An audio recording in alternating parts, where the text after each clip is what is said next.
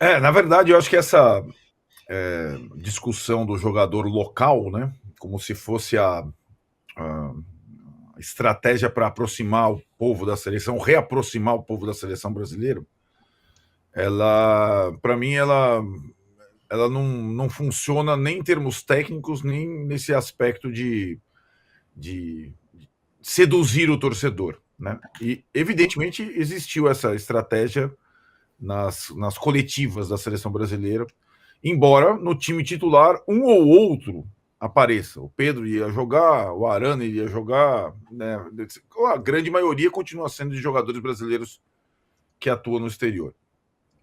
Essa, eu acho que tem aí o grande dilema nessa história toda de seleções e jogadores locais e tudo mais, ou de jogadores no geral, é que os jogadores, aí me colocando lá dos jogadores e vendo todas as reações dos mais novos aos mais velhos, Até amanhã. os caras querem mesmo jogar pelas seleções, mas querem muito, não é pouco, não.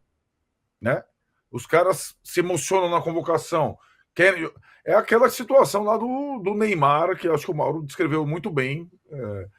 Recém-recuperado de uma lesão, recém-contratado pelo time dele, vim jogar pela seleção brasileira lá do Diniz.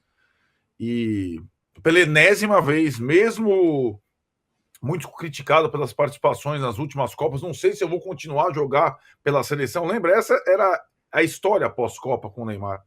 Não sei se eu vou continuar tal. E na primeira convocação o cara quer ir e tal, não sei o quê, vai, se machuca e fica fora um tempão. Eu acho que a cada lesão, a cada situação dessa de jogador de clube brasileiro, afasta ainda mais o torcedor da seleção. É essa a minha conclusão. O torcedor, a gente acompanha, ele vai observar uma convocação, torcendo primeiro para o jogador do time dele não ser convocado. Se ele é convocado, torcer para o jogador do time dele não jogar. Se ele jogar, rezando para o jogador não se machucar. É assim que acontece. Você precisa ver. Assim, esses jogadores de clubes brasileiros, o sujeito fica acompanhando o jogo da Europa, o jogo da América do Sul, para ver se o jogador do time dele está jogando, quantos minutos, se ele se machucou, se ele se desgastou e tudo mais. É uma coisa e que contrasta com a vontade do jogador, que quer jogar na seleção. Então, essa situação ela só pode ser resolvida, como disse o Mauro, se as seleções jogarem menos. E aí, para não ter esse conflito entre o desejo do jogador convocado e o desejo do torcedor, que é o jogador dele atuando no time dele. Né? Então, e acho que só teremos alguma mudança nesse caso se os grandes clubes europeus se rebelarem. A gente fica falando muito dessa situação do Pedro e tal.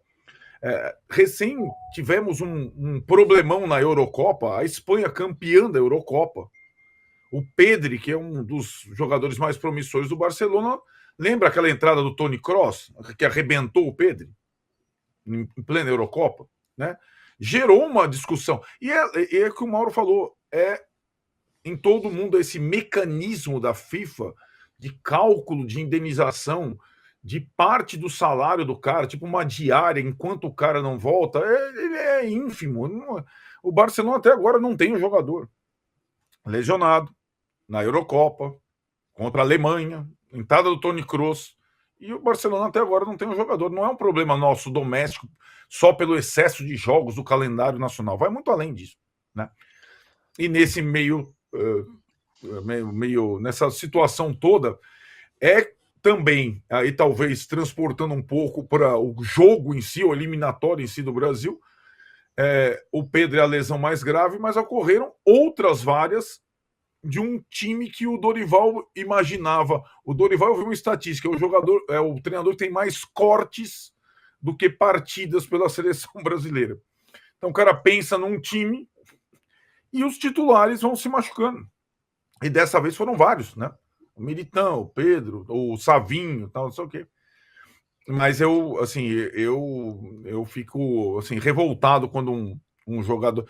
Ainda mais nesse momento da temporada, sabe, Tironi? Porque eu acho que nesse momento da temporada, que é uma temporada decisiva para os clubes brasileiros, o que eu imaginava, já que não existe esse bom senso por parte das confederações, era os treinadores pensarem um pouco, ter um pouco de empatia com os clubes brasileiros, mas nenhum deles tem. Dorival não tem, Fernando Diniz não tinha, Tite não tinha, né? Eles só pensam no umbigo deles, né? Também no emprego deles que está em jogo, e eles convocam lá. Dane-se que tem jogo do outro time do Flamengo ou do São Paulo no dia seguinte ao jogo da data FIFA. Dane-se, no final das contas é dane-se. E eu acho que só uma rebelião de clubes gigantes europeus pode mudar um pouco esse estado de coisas. Porque lá, vamos combinar, lá até tem mais jogo importante de seleção do que aqui.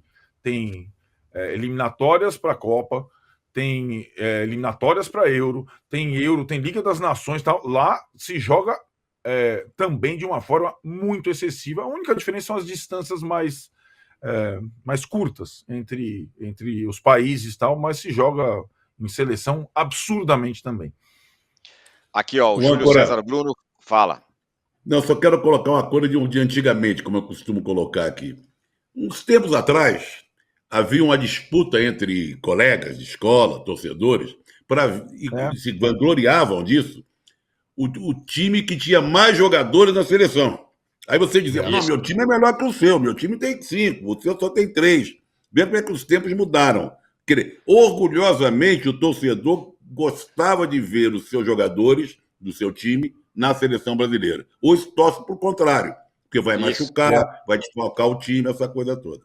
Exatamente, mudou essa relação. Aqui o Júlio César Bruno fala, vou assistir a NFL na TV, a seleção no celular e não vou ver o último capítulo da novela, diz aqui o Júlio César. E o Giovanni Gabizo fala, a FIFA está matando o bom futebol com essa overdose de jogos de seleções. Mas você explica a ele que ele pode ver a novela é antes do futebol. Antes, dá para ver as duas coisas. Dá para ver as duas coisas. Agora, Danilo, também o Douglas Serrano aqui fala, muito bonito esse discurso todo, mas tanto o jogador quanto o clube querem e muito ir para a seleção. E aí ele põe um monte de cifrão aqui. Eu não sei o que o clube ganha quando um jogador vai para a seleção, me parece que não ganha nada, haja vista. Não, nem todo clube quer que vá para a seleção. Nem todo clube quer, não. Alguns ganham assim, outra coisa. Nem todos os clubes querem. Então, o caso do Pedro não, né, Mauro? Por exemplo. Essa ideia de que a seleção automaticamente valoriza o jogador, eu acho um pouco fora da realidade. Hoje em dia, gente, todo mundo observa todo mundo. O Estevão está vendido muito antes de pisar, de entrar em campo. Mas assim, a cada convocação entra uma grana. É como o Hendrick, né, Danilo? O Estevão não. Por quê? Mas por quê? Mas por que isso? Porque na negociação, como o clube brasileiro sabe que o jogador vai ser convocado, ele mete essa cláusula. Se não existisse convocação, ele colocaria por assistência, por gol, por participação pelo Real Madrid, pelo Chelsea, ele colocaria outra. Essa cláusula é colocada porque é a certeza de que essa meta vai ser atingida, porque o cara vai ser chamado. Mas o atleta jovem, principalmente, ele não precisa da seleção brasileira para ser descoberto. O Vinícius, o Rodrigo, o Hendrick, agora o Estevão e outros, até o Renier, que não brilhou intensamente, está lá vagando por times pequenos da Europa, todos já foram observados e contratados, garotos ainda. Então, se turbina muito a ideia de que a CBF tem esse poder, esse toque de Midas para o jogador valer. Não é só isso, não. Pode até ter, dar uma temperada, mas não tem... Gente, o mundo está totalmente integrado. Antigamente só via certos jogadores na seleção, hoje não. Todo mundo observa todo mundo. O garoto está do berçário, começou a bater a bola, os caras da Europa estão observando aqui da América do Sul. E isso já não é de hoje. E esse discurso, acho eu, só favorece a ideia de que a seleção traz algum benefício para os clubes. Não traz benefício nenhum. Seleção é uma praga no futebol de hoje. Uma praga. É jogo demais. Vamos ouvir o Danilo. E muita gente não fala isso porque está sempre lá acompanhando, gosta de acompanhar a seleção, porque é interessante, é tudo. Tem a turma de jornalistas amigos da CBF, então sempre tem uma tropa para ficar defendendo esse negócio de seleção brasileira. E outras seleções também. Aliás, ontem parecia um velório Argentina e Chile. Nem atmosfera um jogo da Argentina tem quando é jogo de seleção. Plateia. Uma coisa medonha. O jogo foi 3-0, 4-0, 3-0. Fala, Danilo. O Estevão é um bom ponto, né? Porque eles vão combinar que talvez o Palmeiras não seja tão... Já está vendido e tudo mais, mas não sei. Me diga. E sobre todo esse tema? Eu vou permitir aqui discordar praticamente de todos os amigos. Eu normalmente... Não sou amigo da CBF, tá, Mauro? Mas eu gosto da seleção brasileira, sempre gostei, gosto de Copa do Mundo.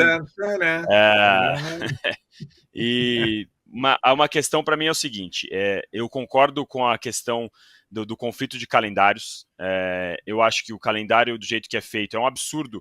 O São Paulo ter sido o Lucas convocado e quando voltar da convocação ter o jogo decisivo da Copa do Brasil. Eu acho que esse tipo de coisa não deveria acontecer. Para mim é um absurdo esse tipo de conflito. E aí o Arnaldo falou uma coisa que muitas vezes a gente ignora, e isso não é só para brasileiro, é para o mundo inteiro. Como os jogadores, eles projetam muitas vezes e põem na carreira como objetivo disputar uma Copa do Mundo e ser campeão de Copa do Mundo. Basta ver o que aconteceu com o Messi quando ele foi campeão e como mudou a forma dele encarar o futebol depois dele ter sido campeão pela Argentina. Na Copa América, até antes da Copa do Mundo. E a Copa do Mundo para ele foi, obviamente, o êxtase e, enfim, vários outros jogadores que jogam Copa do Mundo e têm na Copa do Mundo o seu ápice de carreira. Vários jogadores hoje em dia existem basicamente por conta da Copa do Mundo. Eu até vi um exemplo no chat aqui, eu achei bom. O James Rodrigues não existiria se não tivesse tido a Copa de 2014, basicamente. Eu acho que atletas, realmente, hoje em dia, o mundo é muito mais globalizado e você consegue ver os caras jogando em qualquer lugar, mas convocação para a seleção sempre valoriza e não são poucos os exemplos de jogadores que são convocados para a seleção e depois da data FIFA, depois de uma Copa do Mundo, são negociados por valores muito maiores ou negociado por times que a gente nem imaginava e que o noticiário não dava conta do interesse. Então eu acho que a seleção ainda tem alguma relevância nesse ponto. E na questão das eliminatórias, eu acho que tem como você desenvolver um outro formato para classificação, mas não vejo nenhum outro formato, por enquanto, mais justo do que jogar dentro e fora, considerando que a Copa do Mundo é o ápice para muitos jogadores, não considerando o futebol pelo prisma dos clubes.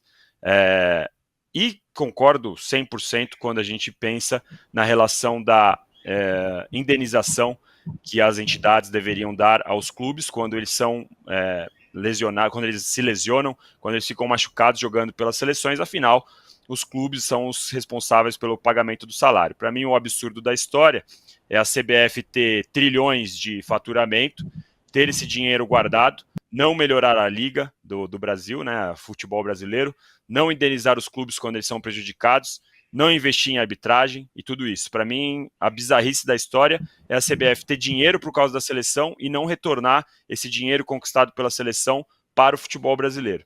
Eu acho que a CBF poderia aproveitar a força da seleção brasileira para melhorar o futebol local, em todos os aspectos que a gente já sempre tanto discute por aqui. Ô Danilo, mas você não acha melhor o sistema eliminatório como era antigamente, de dividir em grupos, como é na Europa?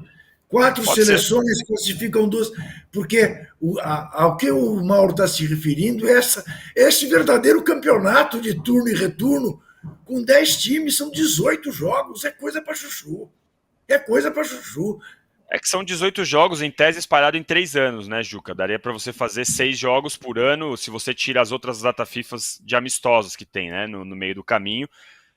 Então daria para diminuir nesse sentido se você faz só isso, mas se faz um outro formato de grupo, pode ser também, não tem problema. Eu acho que a ideia da Copa América, o problema é que Copa América é eliminatório, né? Você tem o problema de repente, se a gente usar as últimas Copas Américas como o reflexo para a Copa do Mundo, várias seleções gigantescas teriam ficado fora aí da Copa. Enfim, é um ponto, dá para fazer, dá para discutir, dá para conversar.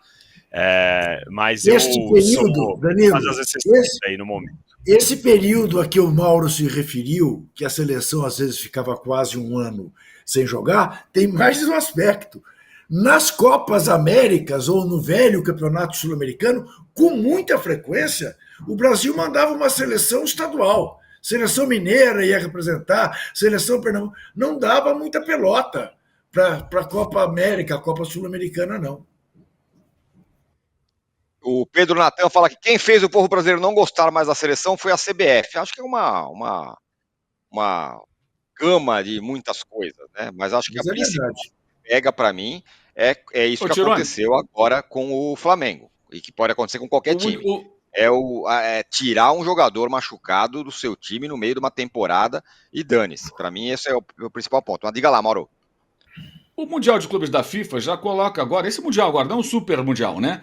O time europeu já está na final, né? E o time sul-americano vai ter que jogar mais uma partida para chegar até lá, né? Mudar o regulamento. Cara, se a FIFA quiser, ela para com essa hipocrisia e coloca já os campeões mundiais todos classificados para a Copa do Mundo. 500 vagas. Isso é só para ganhar dinheiro, gente. Não precisa competição nenhuma para aferir Brasil, Uruguai e Argentina que vão para a Copa do Mundo com 7 vagas em 10. É claro. Não precisa. Isso é tudo um grande teatro. É porque quanto mais se joga, mais dinheiro entra. Quantos jogos tivemos de seleção brasileira esse ano? 8. Mais 2 agora e mais 2. Serão 12. Gente, 12 jogos de seleção brasileira. É uma média de 1 por mês. De Diniz a Dorival, é dose para javali furioso, diria o Apolinho. Não tem condição, amigo. É muito jogo, cara. É um negócio insano. É 1 por mês. Aí você tira o período de pré-temporada e férias, dá mais de 1 por mês.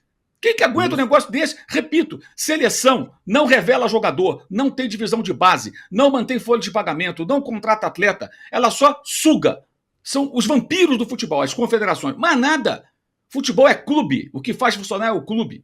Mais nada. Todo mundo que está aqui, eu duvido que tenham 2 pessoas nesse chat, ou acompanhando a gente agora, ouvindo depois do Spotify, ou o que for, que fale. Eu me apaixonei pelo futebol vendo uma seleção. É o clube que atrai você. É o clube que passa de pai para filho. E o clube é sacaneado para que as seleções possam desfilar em datas FIFA, usando jogadores, eventualmente machucando, né? E ganhando muito dinheiro. Que é o que acontece. As federações importantes ganham muito dinheiro. Quanto vale a transmissão de um jogo da seleção da Espanha hoje? Para o mundo inteiro, né? Da seleção brasileira, mesmo pós 7-1, da Argentina, campeã do mundo. É muita grana, cara. Então, por que vão ficar um ano sem jogar? Vamos jogar toda hora. A FIFA agora quer enfiar esse Mundial, Super Mundial, com 30 e tantos clubes. Como é que isso vai funcionar? Na verdade, é uma briga de cartolas pelo poder, pelo domínio. A FIFA se incomoda com o fato de uma competição de clubes ser da UEFA, não ser dela. É tudo isso que está por trás. Não é o futebol, não tem interesse esportivo, tem nada disso. Tem nada disso. E o jogador que quer jogar em seleção, então pede a CBF contratar por 14 milhões de euros. O próprio Pedro quis ir à Olimpíada, vocês vão lembrar, e o Flamengo não liberou. Aí o Pedro está triste. Está triste? Pede para a CBF pagar 14 milhões por ele, pagar o salário dele. Quem paga é o Flamengo, não é a CBF. Tá tristinho? Paciência, amigo. É aqui que você tem que trabalhar. Você joga aqui. Ora, isso não existe, gente. O jogador deseja ir. Dá um tempo, hein? Deseja ir ganhando. Os caras ganhando 1 milhão, 2 milhões por mês. Quer escolher para onde que vão? É o clube que paga. Futebol é clube, gente.